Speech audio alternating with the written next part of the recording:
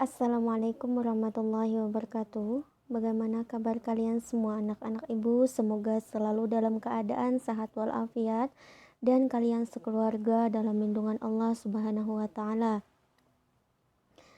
Baiklah, sebelum kita mulai pembelajaran kita pada hari ini, perkenalkan nama Ibu Yayu Lestari. Bisa dipanggil Ibu Yayu. Di sini Ibu mengajar pelajaran akidah akhlak. Dan untuk mengajar pelajaran akidah akhlak ini bukan cuma Ibu, tapi ada satu guru lagi yang mengajar, yaitu Ustadz Agus Bintang Kurniawan. Mungkin anak-anak Ibu kalian pernah belajar dengan beliau ya, sebagian.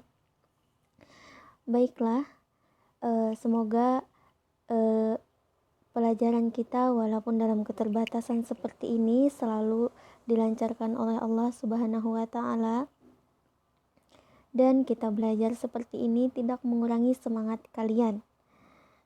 Jadi jangan pernah putus asa, selalu semangat dalam belajar. Baiklah, kita langsung ke inti pelajaran kita pada hari ini. Materi pertama pada pertemuan kali ini yaitu bagian bab 1, ada iman kepada kitab-kitab Allah. Mungkin kalian sering mendengar iman kepada kitab-kitab Allah. Ya, kata-kata ini mungkin kalian pernah waktu belajar di TK Al-Quran, atau pernah belajar di MI, atau di SD mungkin ya, bagian pelajaran agama, atau kalian pernah belajar waktu di kelas 7, itu sudah digambar-gambarkan. Kemudian,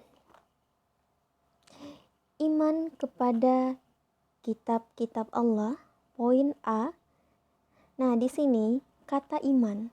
Iman itu apa sih, Bu? Iman itu adalah kepercayaan, keyakinan kalian, kepercayaan kalian.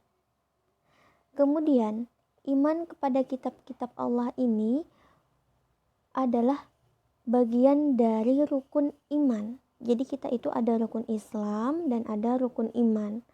Rukun iman itu ada 6. Anak-anak ibu pasti ibu yakin kalian sudah hafal.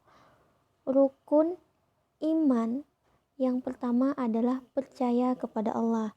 Dan di sini kita belajar tentang iman kepada kitab-kitab Allah. Ini adalah termasuk rukun iman yang poin ketiga. Nah, jadi kalau misalnya ada yang lupa, rukun iman, buka lagi pelajarannya, lihat lagi, di murajaah lagi, diingat-ingat lagi.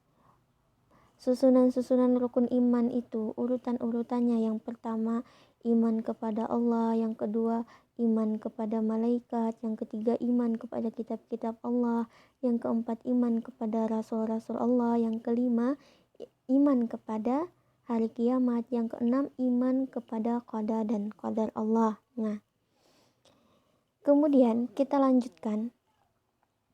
Salah satu pokok kepercayaan atau rukun iman dalam Islam ialah meyakini adanya kitab-kitab Allah.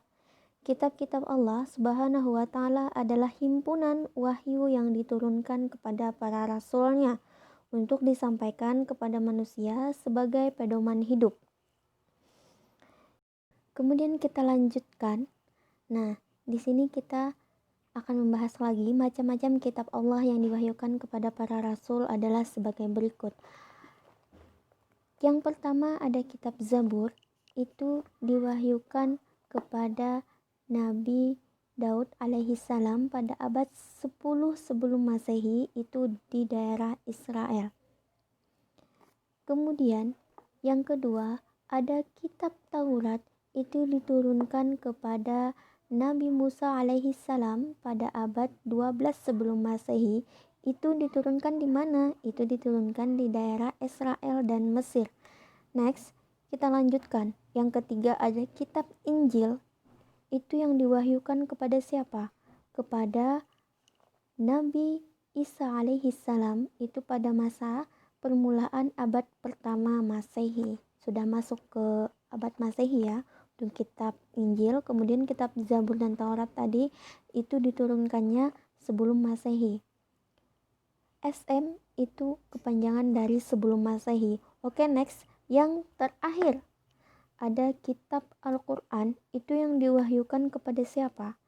Kalian pasti sudah tahu ya, anak-anak ibu semua. Diturunkan kepada Nabi Muhammad SAW pada abad ke-6 Masehi di Mekah dan di Madinah. Nah, kitab kita umat Islam, umat Muslim itu diturunkan kepada Nabi Muhammad itu pada tahun atau pada masa abad ke-6 Masehi di daerah Mekah dan Madinah. Kemudian kita lanjutkan. Ada yang B, kitab Al-Quran. Kita di sini akan membahas tentang kitab kita umat muslim. Al-Quran menurut bahasa berarti bacaan, adapun menurut istilah adalah kalam Allah Subhanahu wa taala yang diturunkan kepada Nabi Muhammad sallallahu alaihi wasallam sebagai mukjizatnya dan bagi yang membacanya merupakan ibadah.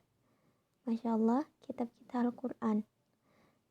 Mungkin anak-anak ibu sebagian kalian sudah ada yang hafal 5 juz, 10 juz, 15 juz, bahkan ada yang sudah tuntas menjadi seorang hafizah. Alhamdulillah, semoga hafalan kalian selalu dipelihara dan juga kalian berakhlak sebagaimana yang Allah perintahkan di dalam Al-Quran.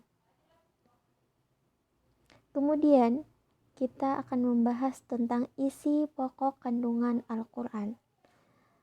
Yang pertama ada tauhid, yang mana isi kandungan Al-Quran itu membahas tentang keesaan Allah Subhanahu wa taala. Yang patut kita sembah itu hanya Allah, Tuhan kita, satu-satunya esa. Kemudian yang kedua ada ibadah. Nah, bagaimana sholat di sana di dalam Al-Quran itu sudah dijelaskan. Yang ketiga ada janji dan ancaman. Janji dan ancaman ini itu pasti ditujukan kepada orang-orang yang musyrik, orang-orang yang munafik. Kemudian ada hukum-hukum dan peraturan. Misalnya hukum-hukum dan peraturan ini, hukum misalnya minum khamar, mabuk-mabukan, dan lain-lain. Kemudian sebagai kisah orang yang terdahulu. Nah, di Al-Quran itu ada dikisahkan. Yang pertama ada Luqmanul Hakim. Yang kedua juga ada Ashabul Kahfi. Nah, itu adalah kisah orang-orang terdahulu. Silakan anak-anak ibu dalami Al-Quran kalian, hafalkan Al-Quran kalian. Apalagi selama masa pandemi ini, kalian jangan jadi kaum rebahan. Ya, kaum rebahan ya. Maksudnya di sana kalau kalian sudah selesai belajar online seperti ini, mengerjakan tugas, jangan lupa setelah kalian sholat 5 waktu itu, sholat 5 waktu ada zuhur, asar, maghrib, isya, dan subuh. Jangan lupa kalian untuk membaca Al-Quran. Gak bisa 1 juz, misalnya gak bisa 1 juz, 1 lembar, gak bisa 1 lembar, setengah lembar, gak bisa setengah lembar, itu 5 ayat. Selama setelah kalian menyelesaikan sholat. Jadi, supaya waktu yang kalian gunakan itu tidak terbuang sia-sia dan kalian menjadi ahli Al-Quran. Daripada kalian buka gadget kalian, YouTube, Instagram, mending kalian baca Al-Quran. Kalian mampu membaca kalian mampu membaca misalnya buku apa, komik atau novel atau buka gadget dan lain sebagainya, tapi kalian tidak bisa membaca Al-Quran walaupun 5 ayat. Itu diri kalian patut dipertanyakan. Jadi ibu harap kepada anak-anak ibu, bukan cuma sewaktu misalnya kita cuma liburan doang, atau waktu kita cuma belajar online seperti ini selama pandemi, tapi lakukanlah setiap hari, ya. Jangan sampai Al-Quran itu cuma jadi pajangan, jangan sampai. Kemudian yang kedua, ada kelebihan dan keistimewaan Al-Quran. Kelebihan dan keistimewaan yang pertama apa? Al-Quran terpelihara kemurnian dan keutuhannya. Tidak ada yang mampu menduplikat Al-Quran, gak ada. Yang kedua, membacanya bernilai ibadah. Ada gak buku yang kalian baca itu bernilai ibadah?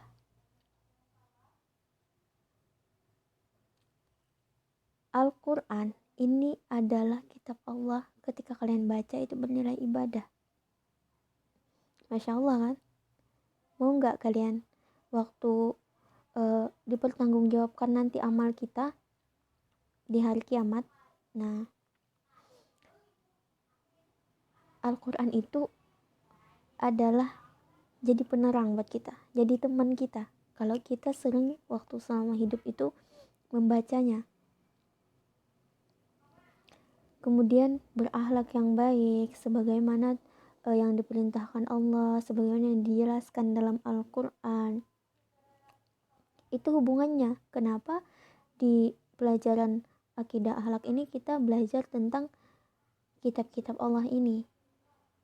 Karena ini sangat mempengaruhi akhlak-akhlak kita, Al-Quran. Kemudian yang ketiga ada menyempurnakan kitab sebelumnya. Yang keempat ada keindahan bahasa dan redaksinya tidak tertandingi. Yang kelima, Al-Quran sebagai obat penawar hati. Yang sering galau-galau ya, baca Al-Quran.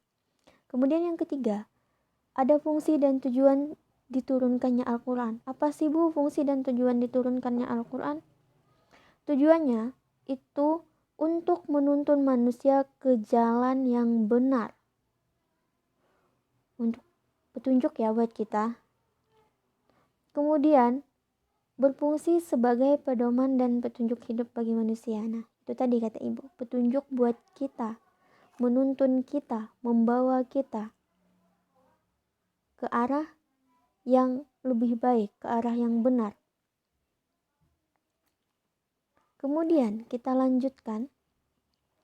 Di sini poin keempat ada nama lain dari Al-Quran.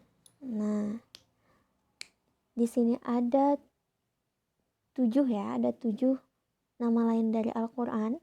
Yang pertama ada Alkitab. Itu dijelaskan di dalam Quran surah Al-Baqarah ayat kedua.